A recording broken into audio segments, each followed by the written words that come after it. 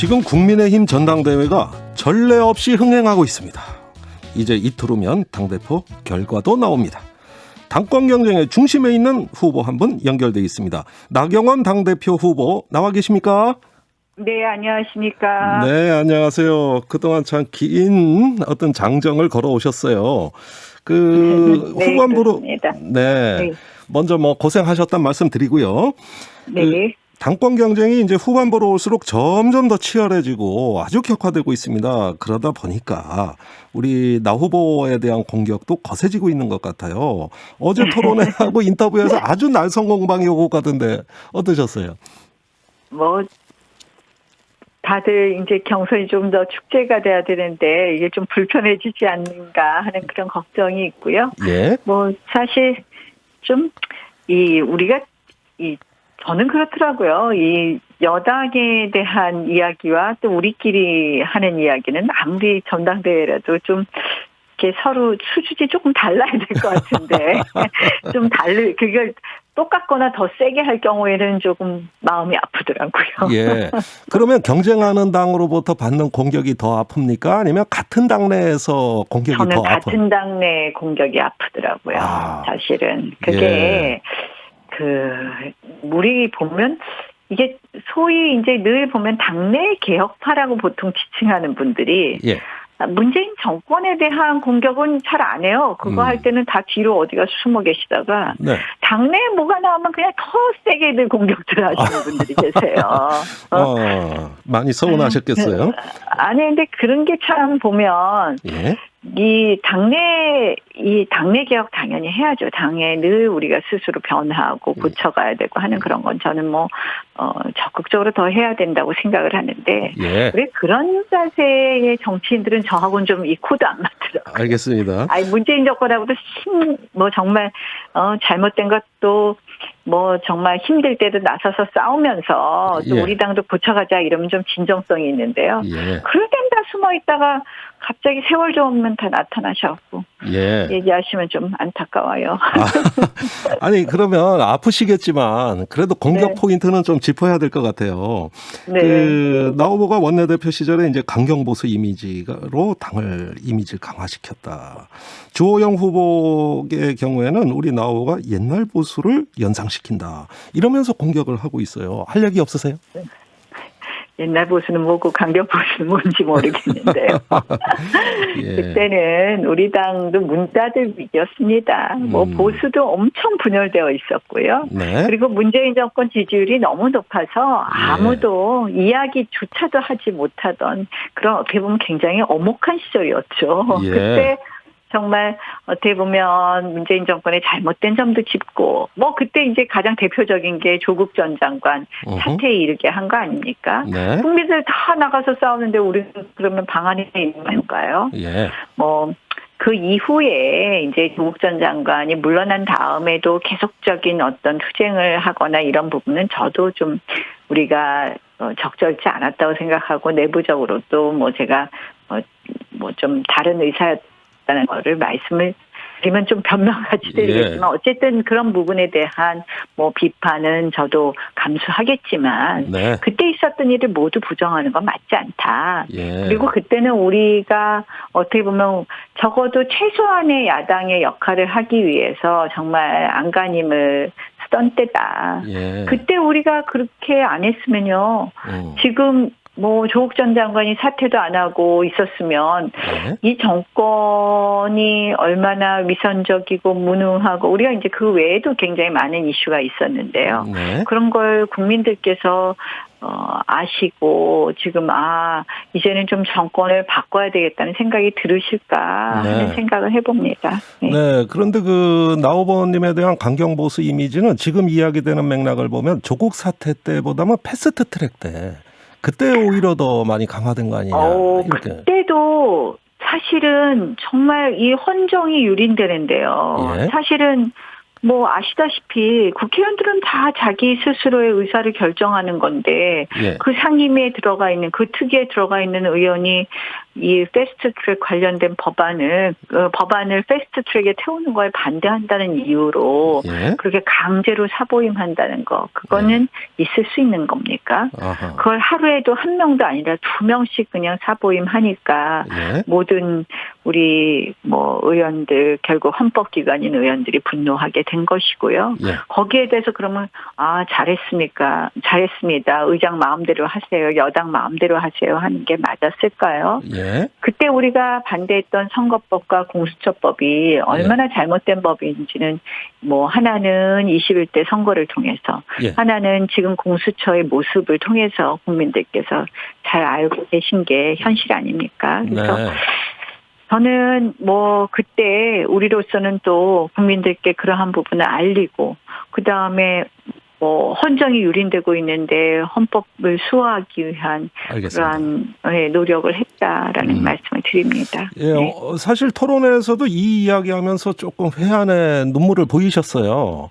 그러면서 굉장히 그 감정적인 어떤 그 격한 어떤 모습이 드러났습니다. 그런데 오늘 이준석 후보도 천안함 희생자를 찾아가 눈물을 보이더라고요. 이 눈물은 어떻게 보셨습니까? 네, 저 진정성이 담긴 거라고 생각합니다. 또 사실 천안함 정말 희생자에 대해서 지금까지도 또 다른 이야기를 하는 정말 있을 수 있는 일인가요? 네. 그렇게 모욕할 수 있나요? 저는 알겠습니다. 그게 이제 토론회에서 그런 패널로 나와서 그런 발언을 했다는데요. 그게 지금 민주당이나 문재인 정권의 인식을 그대로 드러낸 것 아닌가 이런 생각을 하고요. 예. 사실은 이제 지금 유공자로도 인정을 다 안 해주고 있잖아요. 그래서 지금 트라우마 이런 장애를 받고 있는 분들에 대해서 제대로 국가에서 그 부분에 대한 보상이나 배상을 하고 있지 않거든요. 네. 그런 부분에 대해서 정말 참 우리가 그분들의 어떤 희생에 대해서 다시 생각하고 북한의 천안함 폭침에 대해서 다른 이야기를 하는 것에 대해서 알겠습니다. 분노 안 할 수가 없고 문재인 정권이 이 부분에 대해서 이렇게 미온적인 태도를 취하고 있는 것에 대해서는 분노할 수밖에 없다는 말씀드립니다. 알겠습니다. 우리 나오께서는 당내 개혁 세력이 내부 총질의 목소리를 높인다 이렇게 이제 공격에 맞받아치셨는데 전부 다를 이야기하는 건 아니지만요. 개혁도 외치고 문재인 정권 대해서도 잘 맞서시는 분들도 있지만요. 왕왕 개혁 세력은 그렇게 평가되는 경우가 많았다. 대부분의 개혁 세력들은 알겠습니다. 그런 이야기를 합니다. 네. 이준석 후보하고 설전의 배경에는 윤석열 배제설이 자리하고 있습니다. 김종인 상황설도 같은 맥락인데요. 어떤 근거로 이런 말씀하셨을까요? 지금 이준석 후보의 윤석열 총장에 대한 발언을 보면요. 이 깔끔한 게 없어요. 오늘도 이런 얘기를 했어요. 파렴치범이 아닌데 왜 못 들어오냐 이러는데. 아니 지금 대선 후보한테 파렴치범 이런 얘기를 한다는 게 지금 그럼 뭔가 범죄 혐의는 하나 있고 그 범죄 혐의가 파렴치범은 아니다 이런 걸로 읽혀지기도 하지 않습니까?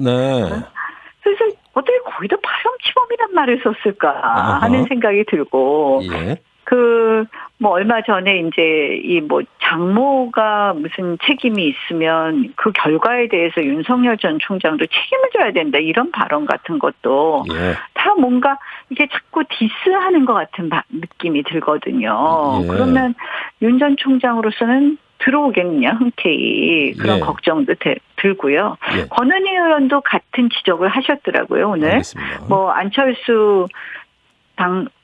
안철수 대표 시절에 끊임없이 그렇게 안 좋은 이야기를 하면서 그랬다. 윤석열 전 총장도 당에 들어오면 용두삼이 만들 거다 이렇게 얘기를 했어요. 그래서 저는 지금 사실은 우리가 야권에 너무 저희 당 안에 있는 주자들로는만 가지고는 이 경선을 했다가는 굉장히 이제 분열의 길로 갈 수 있기 때문에 다른 주자들을 다 품어야 된다고 생각하는데 알겠습니다. 이런 말씀들이 결국은 배제론으로 가는 거 아닌가 이런 생각을 합니다. 예, 그런데 객관적인 사실이 있거든요. 윤 총장 장모가 정말 아무 문제가 없냐. 검찰에서 구형 3년이 나왔는데 막상 윤 전 총장은 10원 한 장 피해 끼친 게 없는 분이다. 이렇게 두둔을 하지 않습니까? 그렇다면 어느 정도 검증이 필요하잖아요. 아니 그거에 대해서 책임을 져야 된다는 게 맞는 말인가요? 저는 지금 저는 뭐 검찰의 구형 부분도 사실은 예전에 이 문제가 이미 아무런 문제가 없다는 것을 다시 수사해서 다시 기소한 걸로 알고 있는데요. 네. 결국은 울산시장 부정선거 사건을 보면 없는 것도 만들 거예요. 대선까지. 예. 그런데 그런 자세를 벌써부터 마치 민주당의 네거티브를 인정하는 듯한 것은 예. 저는 이준석 후보의 경우에는 결국은 김종인 위원장도 최근에 말했잖아요. 알겠습니다. 뭐 별의 순간이 왔다가 예. 이제는 관심 없다고 말하는 것처럼 예. 다 괴를 같이 한다 이렇게 보는 거죠. 혹시 나 후보님 윤 전 총장하고 직접 통화하셨습니까? 제가 직접 통화한 적은 있다는 말씀을 드렸고요. 더 이상 이게 어떤 연락을 한다, 소통을 한다는 걸 가지고 전당대회 앞두고 이야기하고 싶지는 않습니다. 마치 제가 누구의 힘을 빌거나 이런 걸로 오해될 수도 있고요. 그래서 더 이상 말씀은 드리지 않겠습니다. 예, 한마디만 더 여쭤볼게요. 그 입당 전망, 윤 총장 입당 전망은 어떻게 보세요? 최근에 그 친구인 이철우 교수를 통해서 입장을 말씀하셨습니다. 네. 그러니까 아직 아무것도 정해놓은 게 없다라는 그런 입장을 말씀하셨는데요. 약간의 저는 입장의 변화가 사실상 있었던 거 아닌가. 어떤 변화죠? 그러니까 처음에는 조금 적극적으로 언젠가는 가야 된다 이런 입장이었다면 지금 이제 전당대 모습이 속에서 이렇게 보면서 조금 더 신중해야 되겠다는 생각을 하시는 거 아닌가 하는 생각도 합니다. 알겠습니다. 예, 치열한 공방전 덕분인지 이제 전당대회가 역대급 흥행 조짐을 보이고 있습니다. 투표율이 높아지는 건 나우 후보님에게 어떤 영향이 있습니까? 어쨌든 당원들께서 많이 걱정을 하세요. 만나 뵈면. 그래서 그런 어떤 불안감 이런 것이 모여서 투표율이 높아지는 것 아닌가 이렇게 생각합니다. 네, 알겠습니다. 국민의힘이 이 소속 의원들 부동산 전수조사를 감사원에 의뢰하겠다 이러고 오늘 행동에 나섰어요. 그런데 이거 감사원은 그럴 권한이 없다 그랬거든요. 이렇게 고집하는 게 맞습니까? 그러니까 이제 권익위를 믿기 어렵기 때문에 감사원을 택한 것으로 알고 있고요.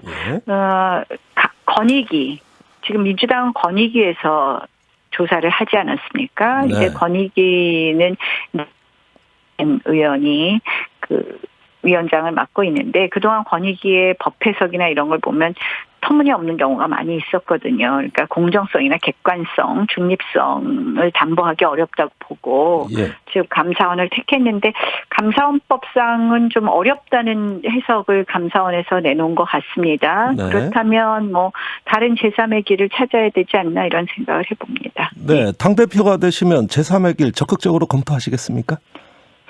저는 적극적으로 할 생각이 있다 이런 말씀 있고요. 그래서 그런 부분에 대해서는 면밀하게 검토해야 될 것이다라고 봅니다. 그 제3의 길은 권익위 감사원 둘 다 아닌 제3의 기관을 말씀하시는 거죠? 네. 그래서 국회 내에 특위를 설치하는 것 같은 방법도 있다고 생각을 합니다. 위원회를 하나 설치하는 것. 국회 특위다. 민주당이 받을까 의문이 되는데요. 한번 저는 굳이 민주당 의원들도 다시 조사하라고 압박하지는 않겠습니다. 그러나 어쨌든 그런 앞으로도 그런 특위가 있다는 것 자체가 우리 국민의힘 말고도 다른 당의 의원들도 한번 조사할 수 있는 그런 여지를 만들어줄 수 있기 때문에 나쁘지만은 않다 이렇게 생각합니다. 네. 알겠습니다. 이제 이틀 후면 결과가 나옵니다. 진인사 대천명 하셔야겠어요. 선전을 기대하겠습니다. 오늘 말씀 잘 들었습니다. 네, 고맙습니다. 국민의힘 나경원 당대표 후보였습니다.